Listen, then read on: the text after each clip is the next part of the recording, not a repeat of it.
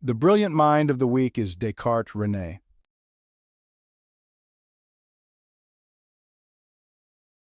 Here is Descartes' background.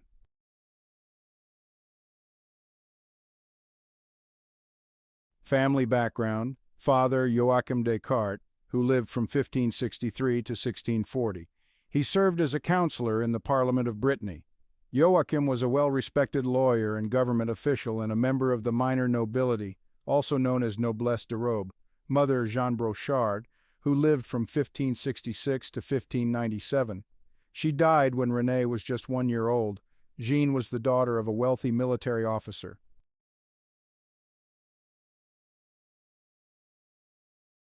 Financial status: Descartes was born into a wealthy, upper-middle-class family. He inherited substantial property from his mother and received regular income from family estates.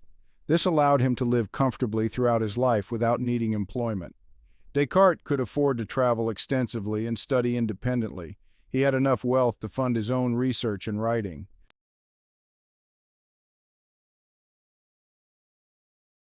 Education: early education from 1606 to 1615. He attended the Jesuit College of La Flèche in Anjou, one of France's finest schools. Here he received a thorough classical education studying Latin, Greek, mathematics, and scholastic philosophy. Due to his poor health, he was given special privileges, such as being allowed to sleep late. Moving on to his university education, Descartes attended the University of Poitiers from 1615 to 1616. He earned degrees in law and medicine and studied civil and canon law, although he never practiced either profession. In terms of informal education, Descartes engaged in extensive self-directed study. He traveled throughout Europe from 1616 to 1628, learning mathematics and science through practical experience. He also served in various armies to gain worldly experience and studied with leading mathematicians and scientists.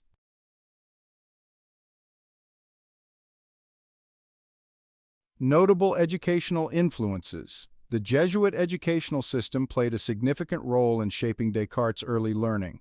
Additionally, his involvement in military mathematics and engineering contributed to his practical knowledge. Personal interactions with scholars and extensive private reading and study further enriched his education. His privileged background allowed him to focus on his studies without financial pressure, travel extensively for learning, conduct independent research, write and publish without institutional constraints, and maintain intellectual independence. This combination of formal education and independent means significantly shaped his philosophical development and allowed him to develop his ideas outside traditional academic structures.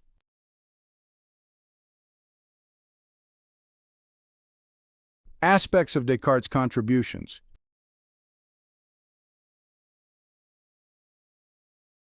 mathematical contributions. Descartes revolutionized mathematics by unifying algebra and geometry through the Cartesian coordinate system.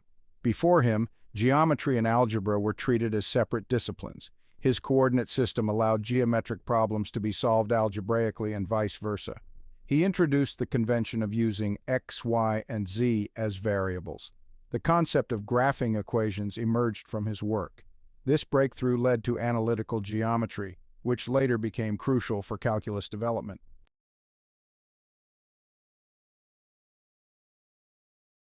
Cogito ergo sum translates to "I think, therefore I am." This emerged from his method of systematic doubt, where he questioned everything that could possibly be doubted. Even if everything else could be doubted, the very act of doubting proved the doubter's existence. This became the first principle of his philosophy, an absolutely certain foundation. The significance lies in establishing subjective consciousness as a starting point for philosophical inquiry. It marked a shift from medieval philosophy's focus on God to modern philosophy's focus on human consciousness.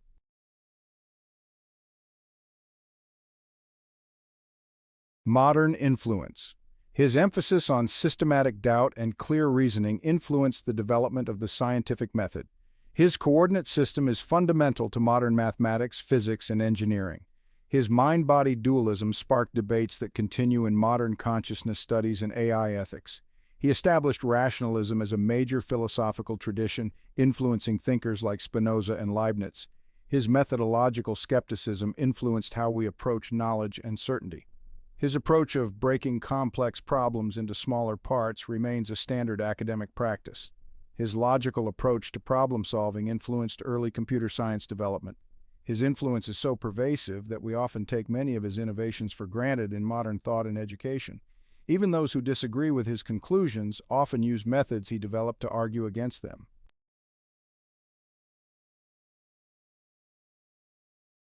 Descartes' scientific method, outlined primarily in his work Discourse on the Method from 1637, consists of 4 main rules and several key principles.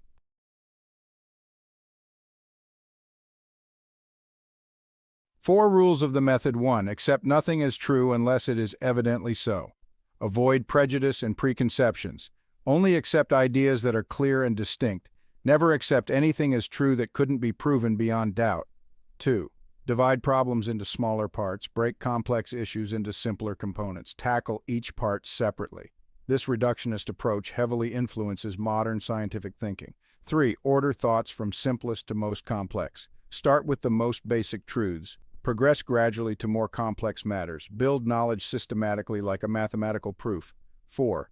Create comprehensive reviews. Make complete enumerations. Conduct thorough reviews to ensure nothing is omitted. Check work systematically for errors.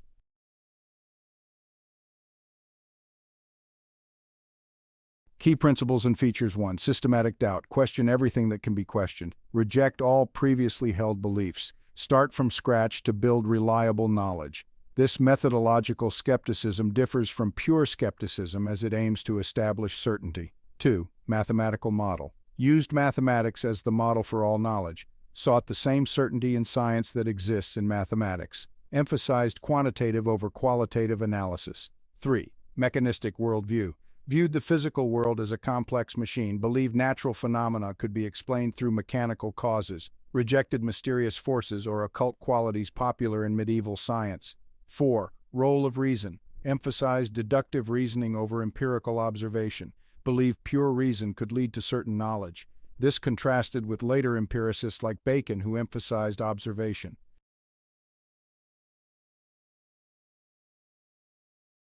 Descartes' contributions had a profound historical impact. Though his approach wasn't identical to today's scientific method, it laid crucial groundwork. He introduced systematic approaches to investigation and emphasized the importance of methodical doubt. His approach to breaking down problems influences modern research methods, and the emphasis on systematic review remains crucial. The idea of building from simple to complex shapes modern education. However, Descartes' methods had their limitations. He overemphasized deduction over observation, which sometimes led to incorrect conclusions due to insufficient empirical testing. Modern science balances reason with empirical evidence. Descartes' methods still hold contemporary relevance. His problem-breaking technique is used in computer programming, and systematic doubt is valuable in critical thinking. His mathematical approach is fundamental to modern science, and his method is still taught in philosophy and science courses.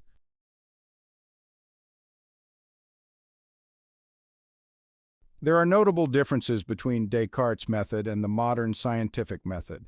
His approach placed less emphasis on empirical observation and more reliance on pure reason. There were fewer experimental controls and less emphasis on hypothesis testing. Descartes focused more on deductive rather than inductive reasoning. Despite these differences, Descartes' method represented a crucial step away from medieval scholasticism toward modern scientific thinking. His emphasis on systematic investigation and clear reasoning remains valuable today, even though we've modified and expanded upon his approach.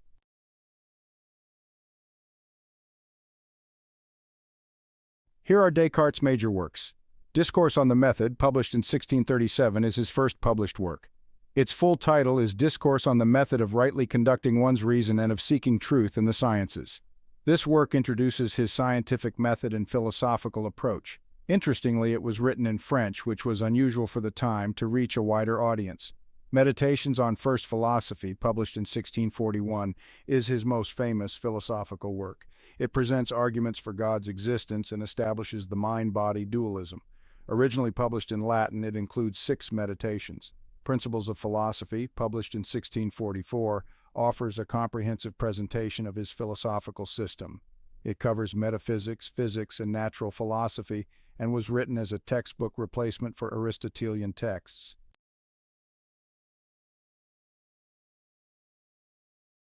Descartes' contributions to science and mathematics are, well, truly remarkable. In 1637, he published La Géométrie as an appendix to his famous Discourse on the Method.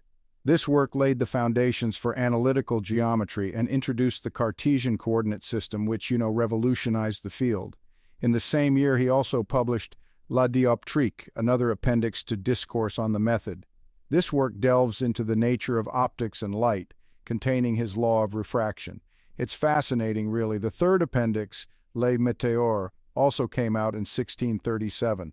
This work studies atmospheric phenomena and includes Descartes' explanation of rainbows, among other things. Quite comprehensive, isn't it?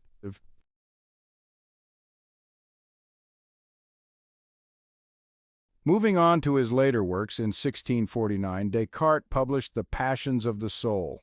This was his last published work, and it examines emotions and the interaction between mind and body. Interestingly, it was written at the request of Princess Elizabeth of Bohemia. Another notable work is Rules for the Direction of the Mind, which, although written around 1628, was published posthumously in 1701. This unfinished manuscript discusses the methodology for scientific inquiry. It's, well, a testament to his enduring influence on scientific thought.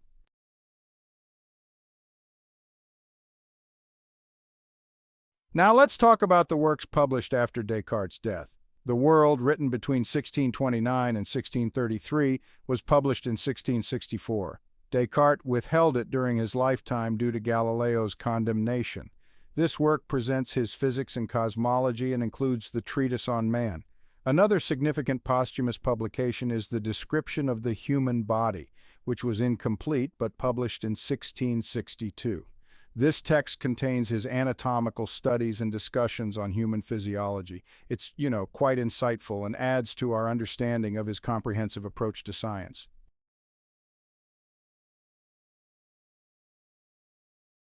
Notable correspondence: letters to Princess Elizabeth of Bohemia, correspondence with Pierre Mersenne, debates with various scientists and philosophers, letters to Queen Christina of Sweden.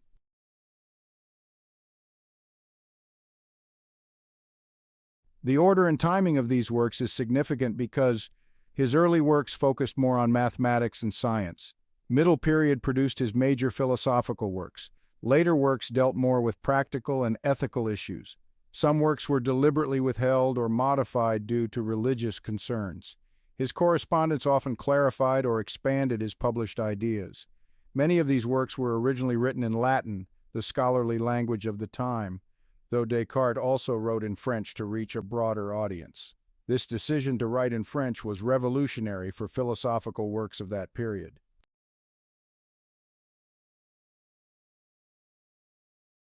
The World, Le Monde, or Traité du Monde et de la Lumière, is one of Descartes' most intriguing works. Here's a detailed analysis.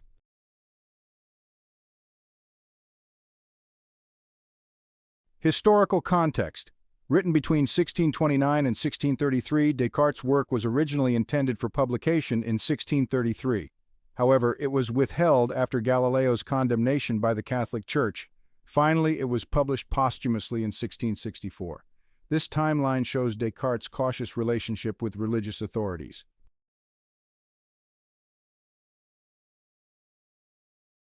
Main components.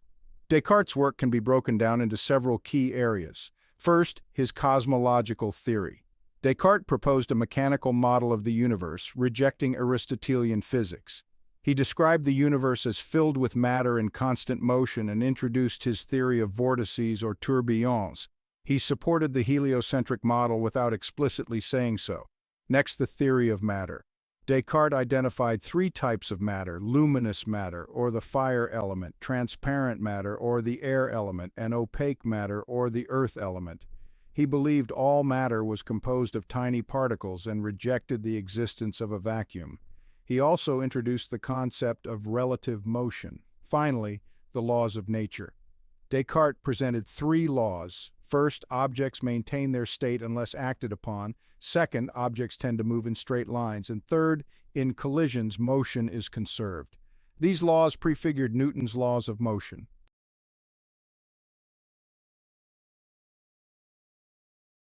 Key concepts. Descartes' mechanical philosophy posited that the universe works like a machine. There is no need for mysterious forces. All phenomena can be explained through matter and motion. He rejected Aristotelian final causes. Vortex theory was another significant concept.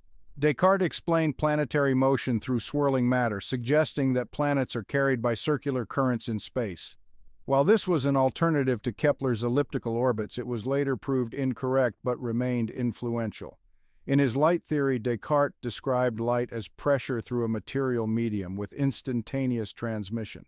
He provided a mechanical explanation of reflection and refraction. Lastly, the method of hypothesis. Descartes proposed imagining a new world and used thought experiments to avoid direct confrontation with church doctrine. He introduced hypothetical reasoning in science, a method that would become foundational in scientific inquiry.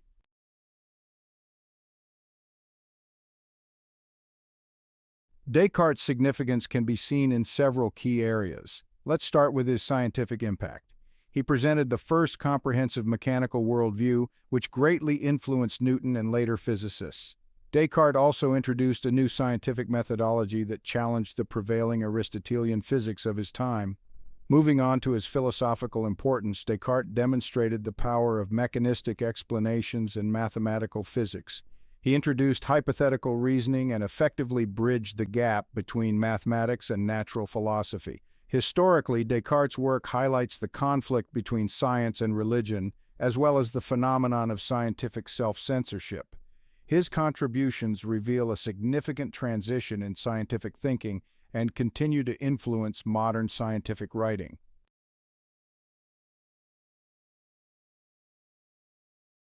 Of course, Descartes' work was not without its controversies and limitations. Scientifically, his vortex theory was eventually proven incorrect, and some of his explanations were considered too mechanical.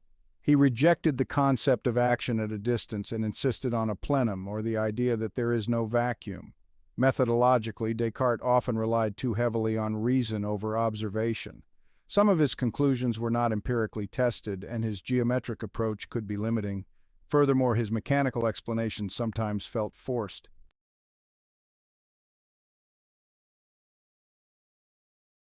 Descartes' legacy is vast, particularly in the realm of scientific method. He introduced hypothetical reasoning and effectively used thought experiments. By combining mathematics with physics, he significantly influenced modern scientific writing. In terms of physics concepts, Descartes contributed to the understanding of conservation laws, inertial motion, mechanical explanations, and particle theory. His modern relevance cannot be overstated.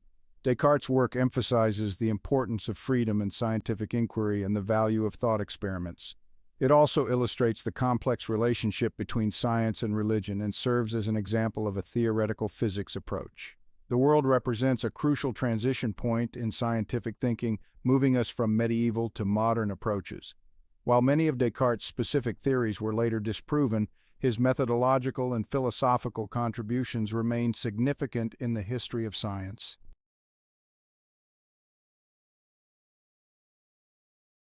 If you enjoyed the video, subscribe and thumbs up. Thank you for watching.